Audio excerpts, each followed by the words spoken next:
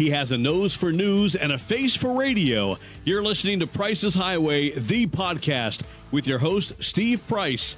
Buckle up, Spring Hill Metroplex, and enjoy the ride. It's beginning to look a lot like Christmas. Learn about some local festive events kicking off the holiday season. Plus, meet Charles Brock. He's one of Spring Hill's master woodworkers. Hear about the show we work on and how he and a group of friends are making a big difference in our community. The Advertiser News is making headlines this week. Learn about a gigantic purchase that is rocking the news world and what it means for them. These stories and so much more right here on Price's Highway, the podcast. All right, giddy up. Let's do this thing. You're listening to Price's Highway, presented by Price Sells Homes. Don't think twice. Call Keri Price at 615-497-3317. That's 615-497-3317. Now back to the podcast. All right, welcome to the big show, everyone. I'm your host, Steve Price. Recently, the Chamber hosted the 7th Annual Mayor's Ball in Spring Hill. And for the 7th year in a row, my invitation to the Swanky Gala was lost in the mail. To honor 7 years of fun, event organizers came up with a 007 theme. And from what I hear, many folks bonded throughout the evening. If you think that joke was bad, just wait until you hear some of the things overheard at the Spring Hill Mayor's Ball. Where's that magical music? Ha, there it is.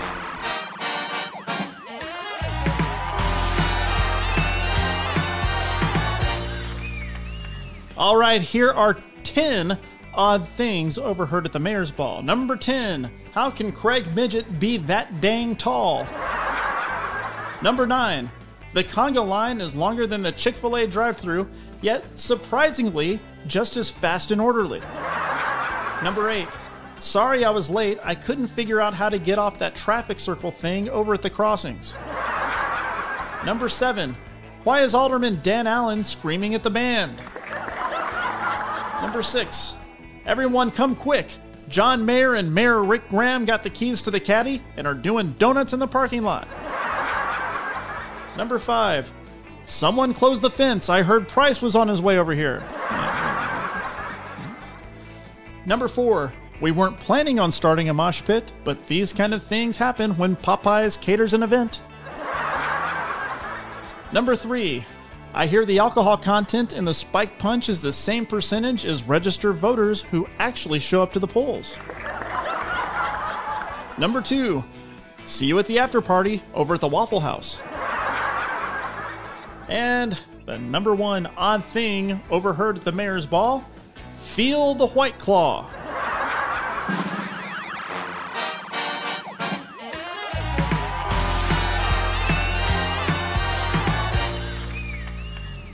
Okay, so I heard that Mayor Graham is not that mad at me for doing this list. I put it on another page somewhere else. And in fact, I had a meeting with him just last week, and we had a little sit down. We just kind of caught up on things, and he has agreed to come on my next episode. So, hey, if you have any questions that you would like me to ask the mayor, submit them at priceshighway@gmail.com. There's no apostrophe in that email address. It's priceshighway@gmail.com. Okay, now it's time for Price's headlines. Water bills are on the rise, and to help cushion the financial blow, Spring Hill city leaders have reopened the valves at the splash pad until the end of November. Red-faced folks angered by their bills can cool off in the frigid fountains and are encouraged to bring their dirty dishes and clothes so they can save on their utilities. Ripavilla Plantation is hosting a candlelight vigil on the grounds of the historic Murray County landmark to commemorate the Battle of Spring Hill. At the end of the evening, event goers will get to split up into 2 different teams, the Blues and the Grays. The Grays will get a knapsack to take a quick snooze in, while the Blue team hikes up the pike just yards away from the slumbering spectators. And finally, area man Bob Miller was scolded by his wife for eating his Tuesday night meal on the fancy placemats. Dining room sources tell us hours later, Bob was overheard still mumbling something about why even buy the stupid things if you can't even use them. And those were your Price's headlines. And now with the real headlines, let's talk to our trusted friend and colleague, the one, the only Chris Yao from the Advertiser News of Spring Hill and Thompson Station. Newsroom, this is Chris. Chris Yao, Steve Price, what's going on out there? Well, hey, it looks like you guys are actually making the headlines this time, huh? Yeah, man, everything is going great, and we are the headline of the week in the news world. I think outside of impeachment hearings, I guess the Advertiser News and the Daily Herald's parent company, Gatehouse Media, recently closed the acquisition of Gannett, which owns the USA Today, the Murfreesboro paper, Clarksville, the Tennessean, of course, Knoxville, Memphis, lots of, I think there's like 8 dailies in Tennessee that they own. So we are now the largest media corporation in the world. Wow. That's beyond huge. It really is. And it's a great thing for us here at the Advertiser News, especially in the Daily Herald. We now own more than 260 daily newspapers, and being able to tap into the resources of those newspapers, and especially here in Middle Tennessee, I think is going to be really important for especially our readers, but also just in general the Middle Tennessee area. Currently, if you read our paper, you'll see that I write anywhere from sometimes as few as 2 stories a week, but I try to do 4 to 6 stories every week on local events, news, and that sort of thing. What you may start seeing is more Tennessean articles appearing in our paper, like you see Daily Herald articles from Murray County. You might start seeing a little more Williamson County stuff because we'll be able to share content with the Tennesseans. So they may reach out to me and say, hey, can you cover this event for, our paper? And you may see my name in the Tennessean. Who knows? Well, that's super cool. And you guys at the Advertiser News are doing something special for the holidays this year. And I know we had lunch and you were talking all about it. And I think it was the deadline day when we're talking about it, the gift guide. Yeah, we were. We sitting at lunch. I'm sitting there thinking, gosh, I don't know if I'm going to get this thing done or what's going to happen. But it turned out really, really well. Basically what it is, it's our quarterly magazine of Spring Hill life. And each year in the holiday season, right, the week before Thanksgiving, we put out our magazine it's a gift guide, but there's a lot of great local content in there. Do you remember the Microsoft Word paperclip? Yeah. I think his name was Clippy. Clippy, yeah. So I sort of stole that idea, and we have a little reindeer on page 3 on our table of contents. His name is Rudy. And if you kind of flip through the magazine, Rudy will take you through the magazine and kind of show you, what you need to be paying attention to. There's a great story about Small Business Saturday, which is coming up the day after Black Friday. Great story about how to keep, if you buy a real tree, which you can get, right here at Thompson Station Road, Buckner Road, whatever, at 31 next to Heritage Middle School. Oh yeah. You can buy a real tree there from the Boy Scouts, right? Sure. So yeah, if they you do that every year.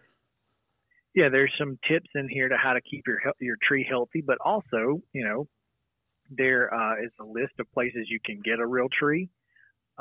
We talk about the Thanksgiving meal that Grecian is doing, but also a couple of other things that some local companies are doing in the Thanksgiving and Christmas holidays to give back.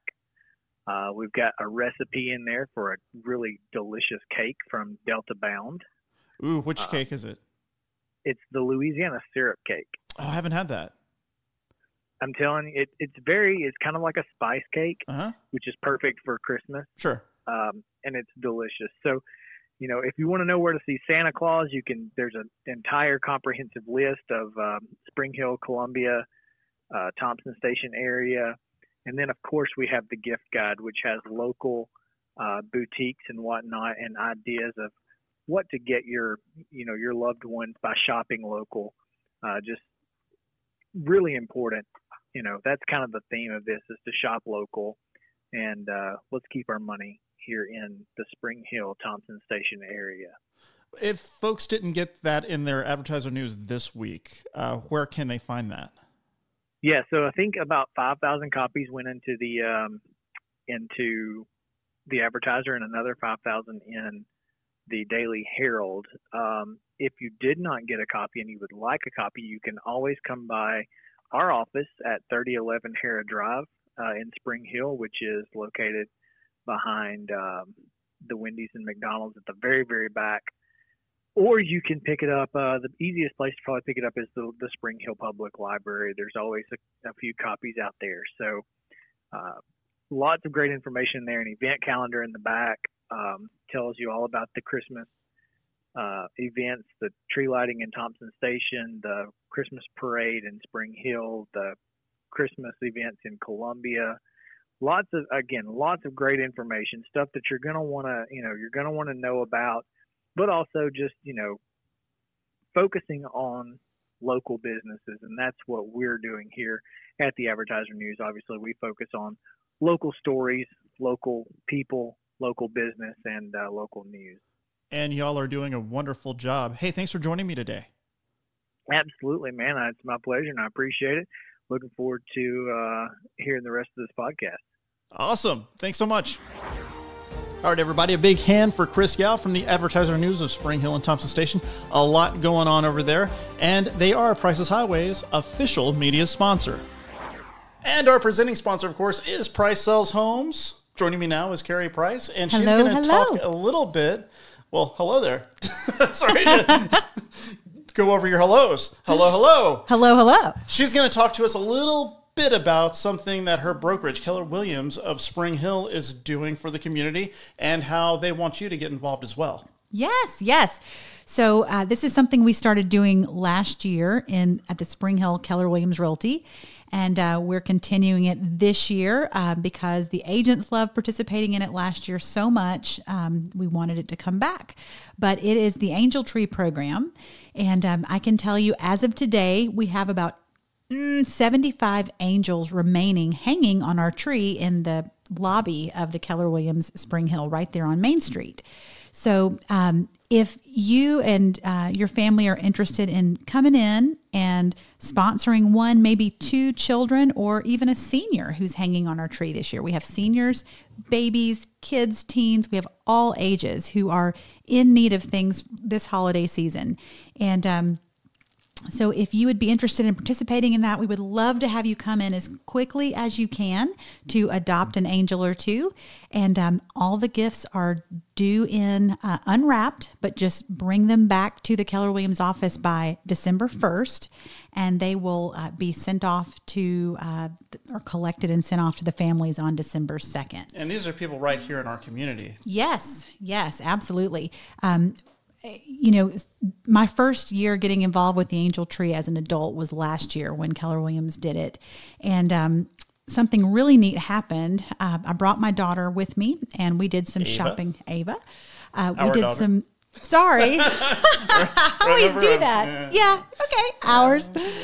I brought Ava with me to do some shopping, and there are times when I kind of procrastinate, wait to the last minute to do things. Every single thing you do. But I do some of my best work under pressure. I don't know if you just heard that, but Pearl barked in agreement with me. Pearl the bulldog. I know. Well, I read through the list that the little girl wanted of all the things she wanted, and I knew some of it was going to be difficult to find. And I also wanted it to be perfect, but I had to do it on the budget that I had allocated.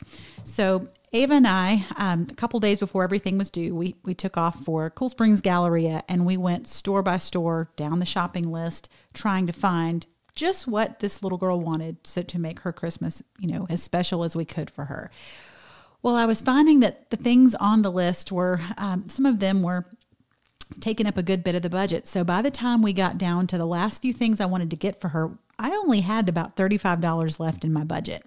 And this little girl was wanting or needing a dress to wear for Christmas and some shoes, little patent leather, black shoes, something fancy to wear on Christmas Day or for the holidays, and a little sweater to go with the dress. So with my budget, I went into a very popular children's store that was having some big sales. And unfortunately, everything Ava and I liked was way over the budget. It's always like that when you're shopping for girls.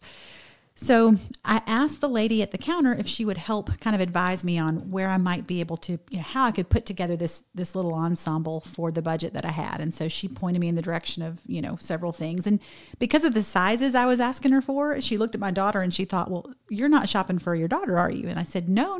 This is, I'm shopping actually for an angel that we are sponsoring this year. And she looked at me and her face just lit up. She said, I have to tell you something. She said, when I was little, my brothers and I would not have gotten any gifts for Christmas had we not had someone sponsor us every year. All the way until I moved out of my house, out of my parents' house, we had sponsors every year, and we were a part of the Angel Tree program. And so the sweetest thing, the most amazing thing of it all was somehow she made the numbers work with all the things that we wanted to get this little girl. She stretched our budget and made it work. And she just was so happy that we were participating in it and getting to meet somebody who had been a beneficiary of it, and seeing how much that, how much that meant to her was so special. But she said the kind of things that she said, I will tell you this.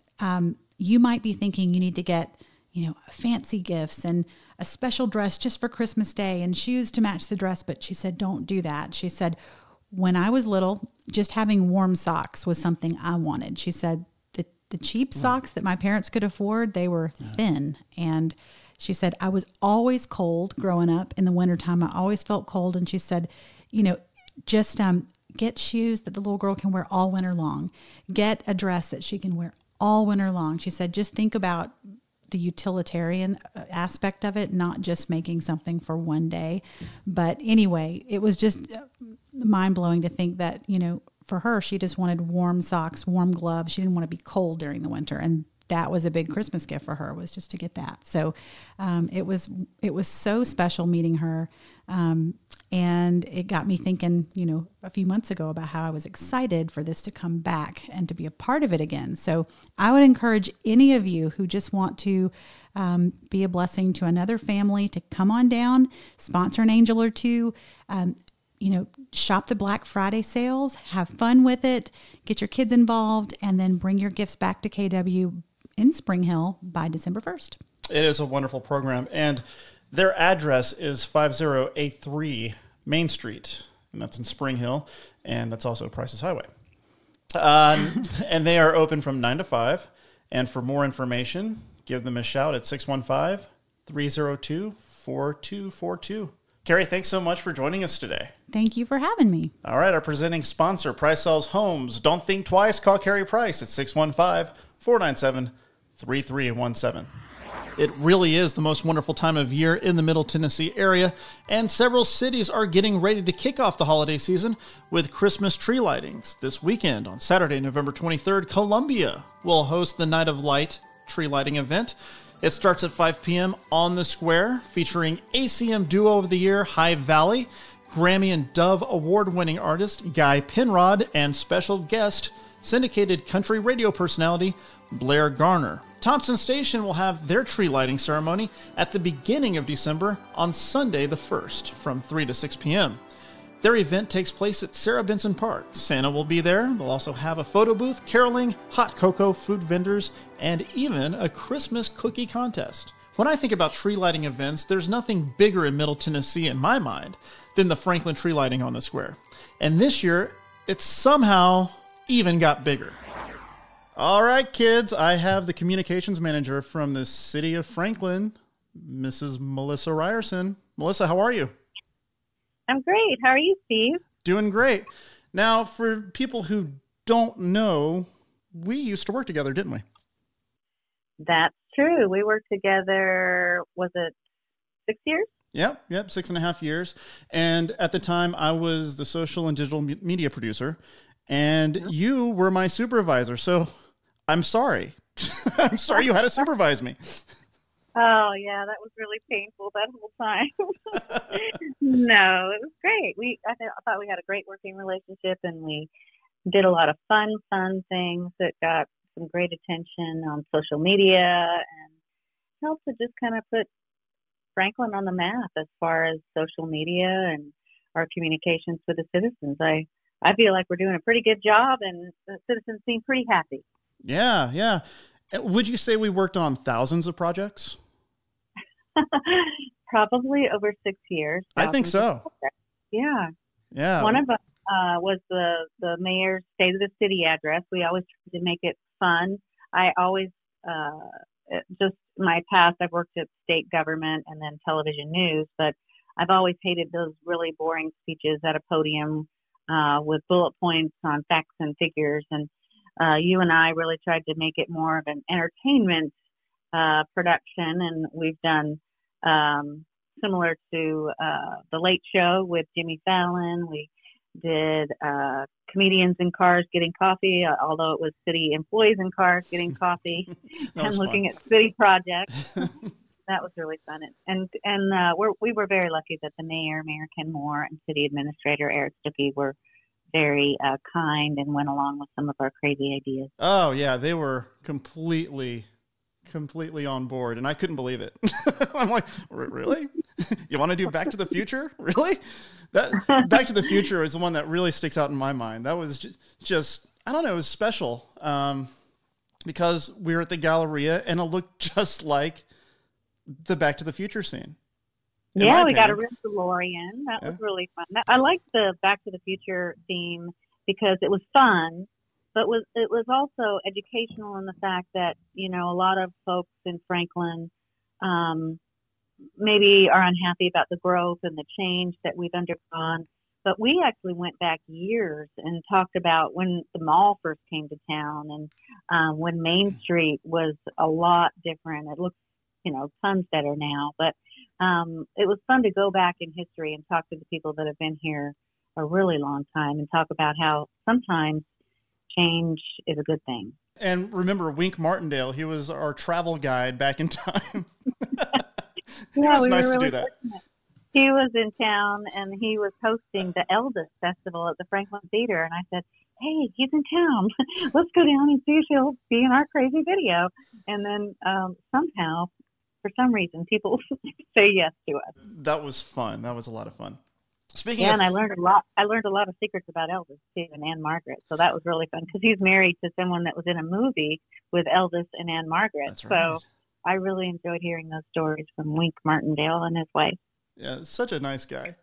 And yeah, again, we always had fun in the forefront with our communication, and y'all still do. And I remember when I first started, you're like, you know, government doesn't have to be, you know, gray and colorless. So I know we'd always wear kind of bright color clothes around the city hall just to kind of remind ourselves, you know, come on, this is supposed to be, you know, we're communicating, and good communication is sometimes vibrant. And I think I had a lot of fun those 6.5 years, and I appreciate you bringing me on board. It was fun. I don't really remember the brightly colored clothes, but oh, you don't? I do remember the thought. I do remember the thought, definitely. And I had heard that back when I worked for the state government at the Department of Labor and Workforce Development. I was in a meeting once, and someone said, you know, government's gray and it's meant to be boring. People are not interested in it. And that has always stuck with me and been my goal is, and with you, working with you, is to try to make it palatable and more interesting. And I think there are some fun aspects that can help to educate people. And speaking of fun, I mean, I can't think of anything more fun than the Christmas tree lighting on the square. And that's coming up again on December 6th. Yes, and it's our 20th anniversary of doing the tree lighting. We are super excited. This is an event that has grown from the steps of City Hall to inside City Hall to outside City Hall to staging to a 40-foot Christmas tree from about 50 people who attended to now 5,000 or more people who attend. So we are super excited. We have Kathy Lee Clifford, who recently moved to the Nashville area. She is going to be our MC of the evening.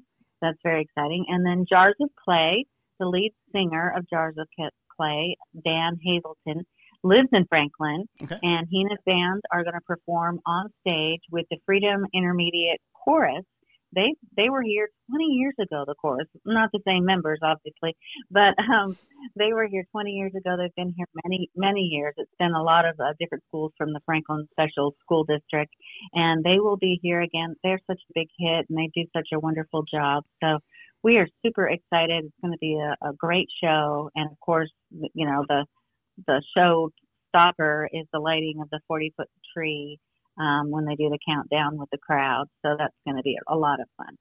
Awesome. And then there's also, I believe you have what, Cinderella? Cinderella's going to be there? That's right. Yeah. And it is December 6th. It's a Friday night, and it's 6 to 8:30 p.m. And we were fortunate to get Studio 10's Cinderella to come, and she's going to do a little pre-show performance and sing a couple songs from their production of Cinderella at 6:15.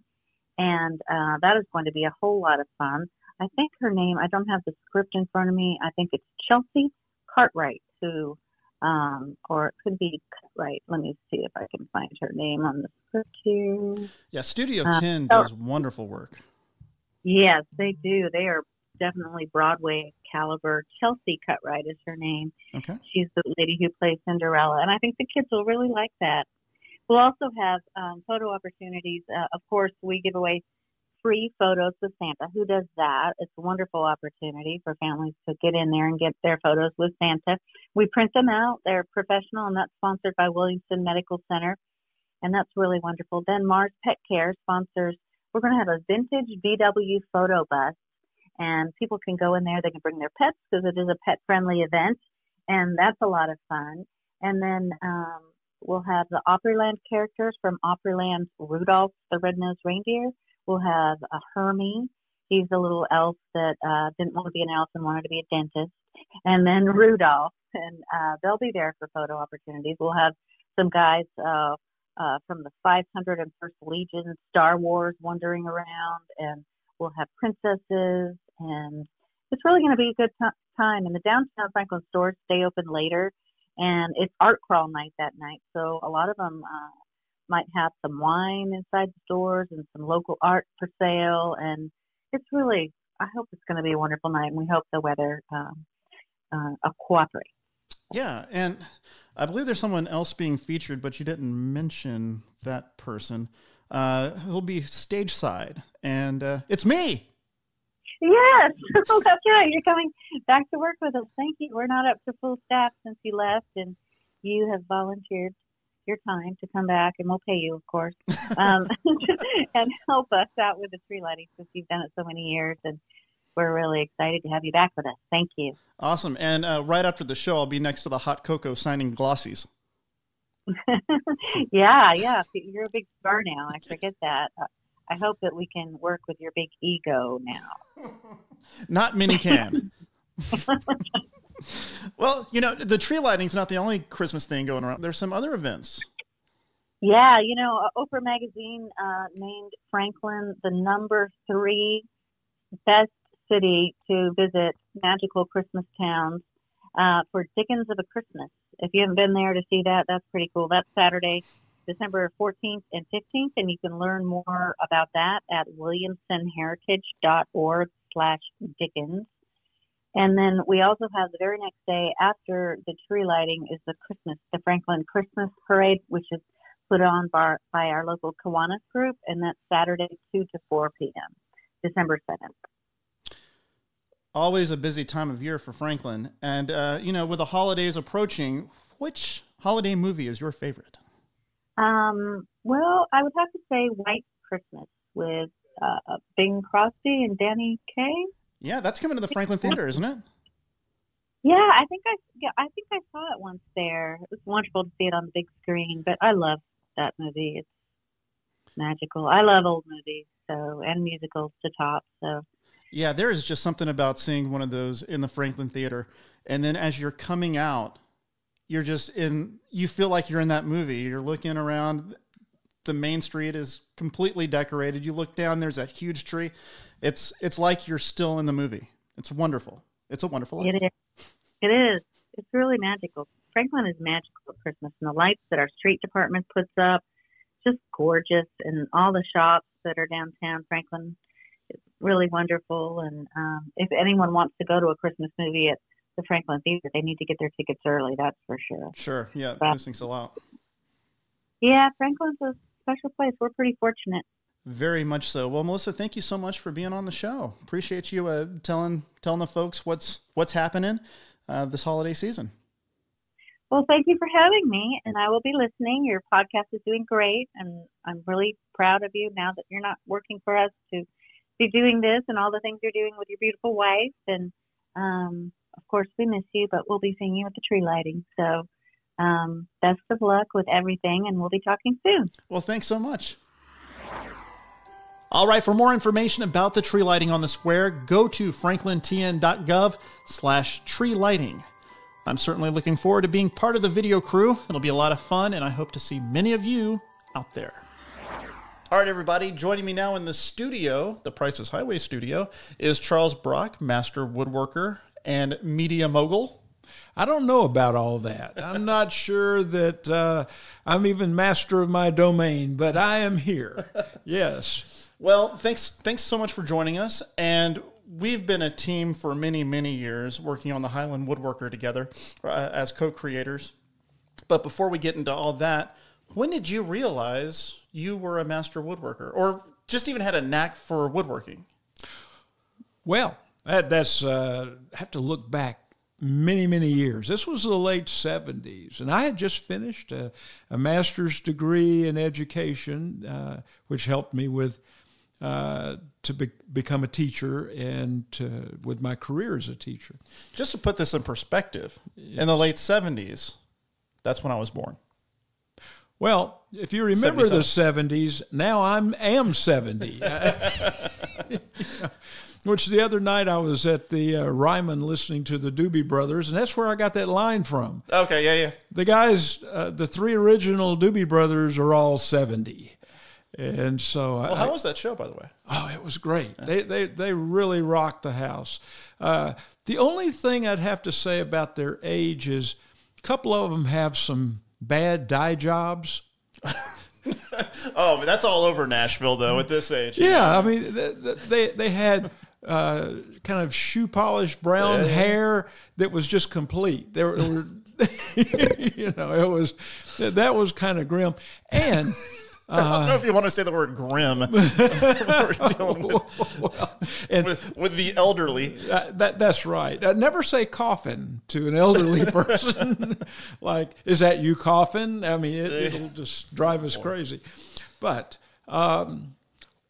the jump at the end of the song, like, you've really been rocking, and the guitar player jumps in the air to cut it off, the final cymbal crash. I noticed that they got about 2 3/4 inches high. It was almost like we waved our guitar. We were lucky to get it above our head. The final hop. Yes, the final. It was a hop instead of a jump. But okay, so back to the 70s. Yes. I resemble that remark. So back in the 70s, I had a neighbor who had some woodworking equipment that he was buying, and he really didn't know how to use it, and I didn't either. Mm-hmm. And my parents always told me to stay away from tools because I was apt to poke my eye out. Just like they would say the guy down the street. I looked for the guy down the street with his eye poked out for years. I never could find him. I think they were trying to pull something over on me. It might have had to do with control. So, how parents are. Yeah. So, yes, I finally had an opportunity to either poke my eye out or make something out of wood with a neighbor's tools. He invited me in, and I made a couple of things, and people said, "Hey, can you make one for me?" And there were things like mailbox posts and log racks and things like that. And then I realized that I had an uncle on one side of the family who built boats, and I had a grandfather on the other side of the family who was a journeyman crafter of spiral staircases for big commercial enterprise like, he built one at the University of Alabama for the library. This was back in the early 1900s. Wow. Yeah, and so So it runs in the blood, maybe. Yeah. And I poked myself a few times to see what was in the blood, and there was wood there. So Well, as long as you didn't poke your eye out. yeah, that's right. That's the important Still thing. have two good eyes. Yes. So, I just kept pursuing that because it made sense to me. You know, you can tell real fast where something kind of makes sense to you or not. And I could see results. And, you know, men always want to be effective. That's how we kind of measure ourselves. Well, I felt effective at working wood and having a vision and building something. So I did that the whole time I was teaching school, which was about a 31-year career as a elementary school teacher.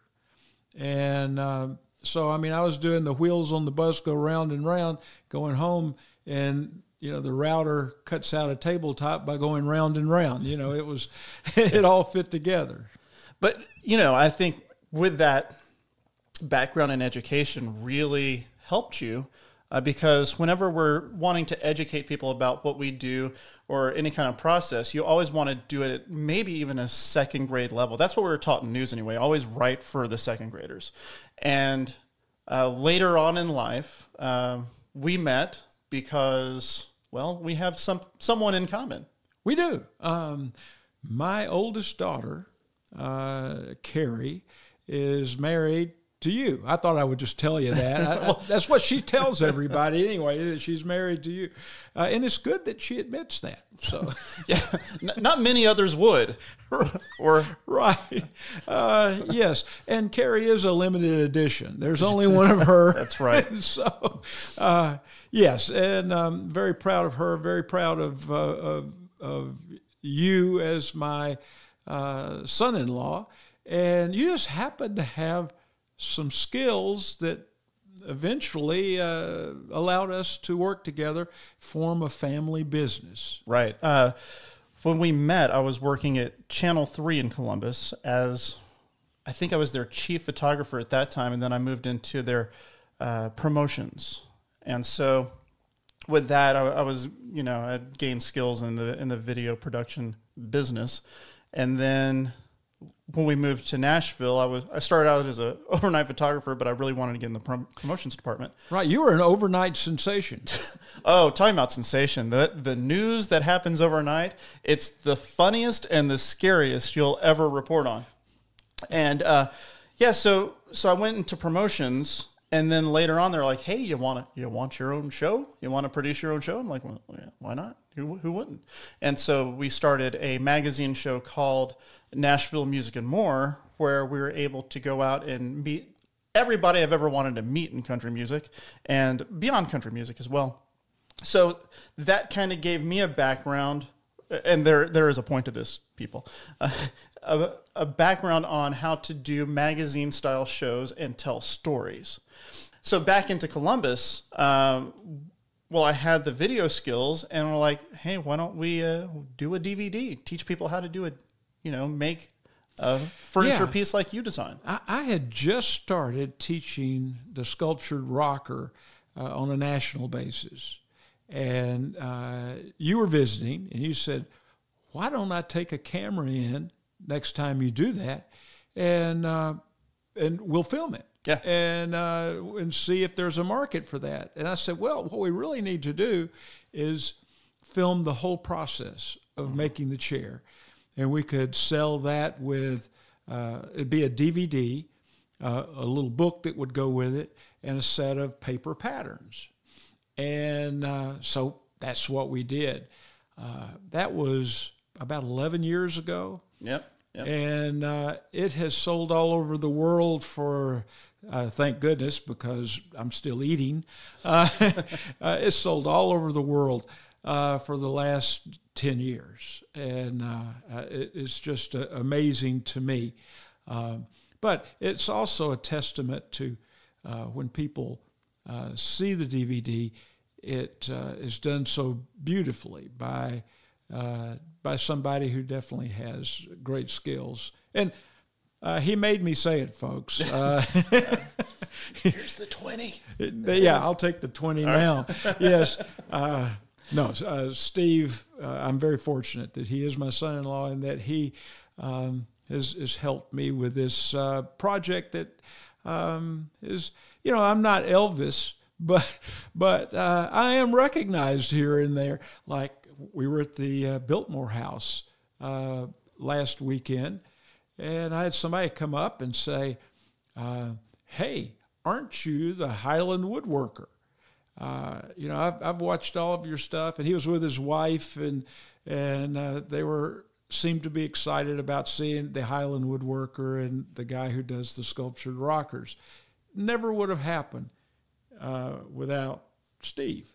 Well, it's a ton of fun to do, and I've learned a lot in the process as well. And people are probably going, the Highland Woodworker, what's the Highland Woodworker, the listeners here. So let's go back in time a little bit. And we have already done a few DVDs. Right. And you were visiting up in Spring Hill. You were still in Columbus at the time. We had already moved up to Spring Hill, and Ava, I believe, was just born. Maybe she was 8 months old or something. You guys came for a visit, and we went out for a pizza, and that's when the dream almost became a reality there. Oh, yeah. We had about 10 minutes to sit and wait for, I believe it was it a jet pizza? Snappy tomato pizza, which is the best. Snappy tomato. That's right. So we Together were waiting for the pizza to cook, and we sat down at a little table, and you said, all right, what's next? And I really didn't have any plans. You said, what's next? And the secret is what's missing. That's right. Yeah, I always ask those two questions. What's next? And what's missing in the industry we want to target? Yeah, it's a great marketing question. Really is. Because if you can build a product out of need, then you fill a void, and you can be first in the marketplace with that particular product. So that was at a time when I deal with a lot of companies that sell tools and education to fine woodworkers, hobbyists or professionals all over the world. And I'd become known through the sculptured rocker bundle to a lot of those, especially one called Highland Woodworking that has a brick and mortar store in Atlanta, but is pretty much one of the innovators or originators of you might say, you order it online and it's shipped to your door immediately, or even going back a little further, you would order from a catalog and they would Which is still pretty popular. Yeah. There's some pencil and paper people out there. Yeah. That's easy to say, pencil and paper people. But yeah, their catalog is just, it's an art form all of itself. Yeah, it looks different from everybody else's catalog in the industry. And they were at a point where they needed to continue to build community, but unlike the competition in the industry, it wasn't reasonable for them to buy or start woodworking magazines, and that's what the competition was doing. Those are very, very expensive, and just it wasn't a way to go. But I could see how a video magazine could be more fluid, and it could be less expensive, and it would be something, since we live in a world of video and vision, that would draw customers to them and help them build that community. Yeah, and this was at the time where, I can't remember what year it was, but I mean, this is when Netflix was sending out DVDs. They hadn't gotten into streaming or anything like that. And we're like, well, what if we put it up, what if we hosted the video and we sent it out in our channels, they sent it out on their channels. And in the meantime, we got a media sponsor so they can send it out on their channels. That's right. We were pretty much pioneers. to the point of I wanted to wear a coonskin cap. but instead you opted for the other hat. Yes, I opted for an Irish wool hat. It's kind of what I call a sport hat. Yep. And it's a patch hat of many different pieces of wool fabric. And it's become a brand. Yep. To the point of nobody recognizes me if I go out without the hat. Yep. But if I go out with the hat, then every once in a while, I have, like I did at the Biltmore House, people say, "Hey, there's the Highland Woodworker." And instead of throwing things, they come over and say hello. And are nice to me, yes. Well, we are 44 episodes into this magazine show called the Highland Woodworker, and we have interviewed many, many masters of wood, and we have been on the road. We've traveled thousands of miles and told many stories, and it's been a blast, and we continue to do that. And that can be seen on our website. It's www.thehighlandwoodworker.com. Oh, yes. We've traveled from coast to coast. And we've done some shows too. We're not out there just traveling. yeah. And so Charles Brock, he's the woodworker, and I'm kind of the producer. So I'm not a woodworker, and my job is to make people who are woodworkers interested in the show, and people who aren't woodworkers interested in somebody's story. Kind of like, remember the bio channel. So we try to produce it in a way where everybody, no matter what your skill set is in woodworking and what you're interested in woodworking, you're still going to be able to watch a show and hopefully be infotained. There you go. We get to we've had some great people on the show who happen to be master woodworkers. We've had exactly. President Carter on the show, who's an outstanding woodworker, and he introduced some friends of his on the show that were just master woodworkers, which was a real thrill to have President Carter on the show. We've had Roy Underhill from the Woodwright Shop fame, Scott Phillips from the Great American Wood Shop. We've had just many people with very interesting stories as woodworkers, like episode 44. We had a woodworker on the show who is blind. George Wurtzel, yes. Yes.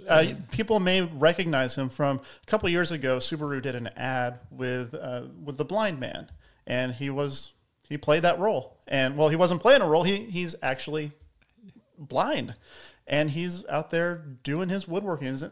That was an amazing story. Yeah, everybody's got a story, and I think we look at it from the perspective of if we can find somebody who is not only a master at their craft as a woodworker, but who has an interesting story, one where they've overcome and they have just do some interesting, delightful, artistic work, then people want to be inspired, or we hope to inspire people with those stories. It's a great job. It is. It's so much fun. Yeah. I would almost do it without being paid, but the pay keeps it going. That's right. Plus, we get to expand the Highland Woodworking brand as well for them, which is a lot of fun. And yeah, the people at Highland Woodworking are great folks. They have great products. They really have the best of all the woodworking brands available at highlandwoodworking.com. So if you're in the market for some tools, some woodworking tools, or need information, they do a great job, and really I owe a tremendous amount to them for my success. Without them, I would be a garage woodworker. Right. Okay, so their website is highlandwoodworking.com. Ours is thehighlandwoodworker.com. So if you're interested in watching the shows or ordering some tools, I'll put those in the show notes too if you're driving. From there, well, while we were doing the show, you and Sheila, your wife, y'all had moved up to the Spring Hill area. And you now have a shop in Spring Hill where you do classes? That's correct, yes. I have, this is my second shop in Spring Hill. And at one point, right after we moved up here, for about 4.5 years, I had a shop next to a bar. And it was hard to film anything in there. It sure was. Yes, because they would turn up the music. And in fact, sometimes it was kind of in a hateful way that they would, yes. They delighted at doing that. And they were not the best of neighbors. But we got past that, and eventually I found a place that I could purchase through my daughter, Keri, Steve's wife, who is a realtor. Don't think twice. Call Keri Price at 615-497-3317. I think we have purchased several homes and the shop through Keri. She's a great realtor. Yes, she is. She's a never say die person. She always finds a better way. Yeah, she's incredible. So you've got the shop, you're doing classes, and you've also started something new with 3 of your friends, I believe from church, called the Acanthus Project, or the Acanthus Group. The Acanthus Group. I feel really blessed. My life came together with, I was a teacher for many years, and I had gotten to a point where I was wondering why I taught school for 31 years. Well, it was to teach me how to teach so that I could put it together with my woodworking skills. And the fact that I went to business school way back, I got a degree in business administration, everything kind of fit together. Mm-hmm. And I've been very successful as a small businessman. I've been blessed up here in the Middle Tennessee area with a number of friends who have retired from great business careers, who really know how to run a business. And they helped me tremendously. We can sit around and we can talk about something I'm trying to do, and they'll say, hey, maybe you ought to try this or that. Well, we hit upon an idea together for helping people free of charge with their businesses, helping them put together a business plan, helping them the same way they were helping me. Mm-hmm. We can, those that will take advantage of our low cost, that's zero cost for our counseling. Yes. We can get together with you, take a look at your business or your business idea, and we can help you advance it. There are 4 founding members, myself, and a gentleman who is one of the best marketing minds I have ever known or anyone could ever find, is in the group. A gentleman who launched one of the first money-making websites in 1996, I believe it was. He pioneered an industry of selling stuff over the internet and did tremendously well. And another gentleman who is in charge of purchasing for one of the largest corporations around here. We all work together to benefit the person who's maybe struggling with their business or part of their business. There are a lot of creative people in the Middle Tennessee area, and they know what they're trying to create, but trying to build a business around it is sometimes really difficult. Yeah, most artists don't want to price themselves. Yeah. That's really hard to do because, it's like, well, I think it's worth this much, but what does the market say? That's right. And so we started this last spring, mm-hmm. and have a couple of customers or clients that we're working with, and we're looking for more. Well, how do people get in touch with you if they want to? We have a website. It's the acanthusgroup.org. Okay. You know what? Instead of having to spell it out and all that kind of stuff, Right. I'll just put it in the show notes. How about that? Put it in the show notes. You can go to that website and you can fill out a little application, tell us something about your business, and we'll take a look at it, get in touch with you, and be just thrilled to work with you. Ours is to give back.